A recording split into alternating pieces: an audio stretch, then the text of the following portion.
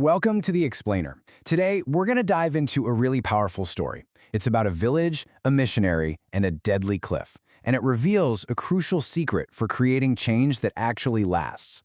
So, picture this, an absolutely idyllic mountain village. You know, the kind with stunning scenery that people travel from all over to see.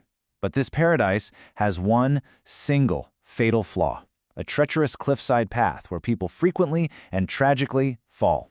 For generations, the villagers were convinced this was a curse from the gods. It was just cruel fate, something they had to put up with. But was that what was really going on? Let's take a closer look. All right, first up, let's really set the scene and try to understand how the villagers saw their tragic situation. So, their entire approach was reactive. When someone fell, they'd rush to help, they'd carry them on these bumpy carts for 10 long kilometers to the nearest clinic, and they'd perform ceremonies hoping to appease the angry gods. You see, they were just dealing with the consequences, never once questioning the cause because they thought it was completely out of their hands. Then, an outsider shows up with a brand new idea. A really well-intentioned missionary who saw all this suffering and was absolutely convinced he had the modern solution. And his logic seemed perfect, right? I mean, from his perspective, the problem was that slow, painful ride to the clinic. So his plan? Get an ambulance, park it at the bottom of the cliff, and get victims to medical care way faster. He was treating the symptom. And honestly, it seemed like a brilliant way to save lives. And you know what? For a little while, it actually worked. He rescued a few people, and everyone was ecstatic. But that success, it was super fragile. The whole plan was just not built to last. And this is where you can see how quickly an outside solution can fall apart.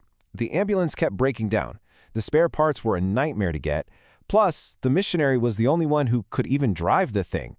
The whole system created this dependency that just collapsed the second that external support wasn't there. But hey, the missionary wasn't about to give up. He decided to pivot. If getting people to the care was the problem, well, he would just bring the care to them. So he goes back home, raises even more money, and comes back with a new proposal. Let's build a small clinic right there at the base of the cliff. He even managed to find a nurse to staff it.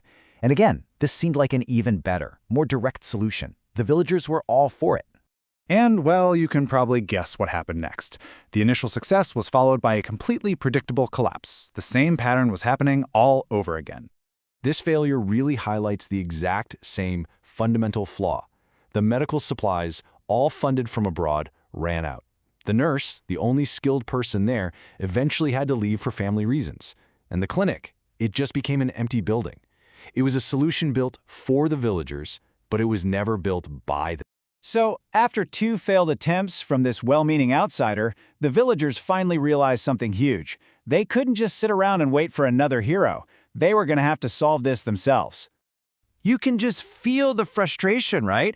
They're desperate. They're tired of this cycle of hope and disappointment. So the entire community gathers for a meeting to finally deal with this curse head on. But, you know, their first ideas were still stuck in those old ways of thinking. Some people suggested more religious sacrifices, which is basically just passively accepting their fate. Others suggested just abandoning their homes entirely, completely avoiding the problem. Neither of those actually solved anything. And then, right in the middle of this debate, an elder stands up. He proposes something so radically different, something nobody had ever thought of. He completely shifted the focus, from the bottom of the cliff to the very top. The elder's simple idea was a complete game changer. But it wasn't just the idea itself that was so brilliant, it was the 2 non-negotiable conditions that he attached to it. Okay, now this is the crucial point of the entire story. The elder insisted the villagers had to build it themselves with their own hands using their own trees. And every single family had to chip in a little bit of money for materials they couldn't just find, like cement. This wasn't just about building a fence. It was about the community taking full, complete ownership of both the problem and the solution. And they agreed. They organized themselves, they worked together, they pooled their resources, and they built that fence. And from that day on, nobody ever fell from the cliff again. The problem was solved, for good. So why? Why did a simple, homemade fence succeed where a modern ambulance and a staffed clinic failed so spectacularly?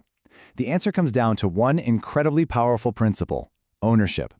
This table just lays it out so clearly, doesn't it? The missionary focused on treating the symptoms. What happens after someone falls? The villagers solved the root cause. They prevented the fall from ever happening. The missionary used external, unreliable resources. The villagers used internal resources that they completely controlled. The missionary turned them into passive recipients of aid. They made themselves active owners of their own future. And this quote just says it all. This became the villagers' confident answer whenever outsiders later offered to help. They weren't victims waiting for a savior anymore. They were masters of their own solution, totally empowered by their own success. And that is the key takeaway from this whole story.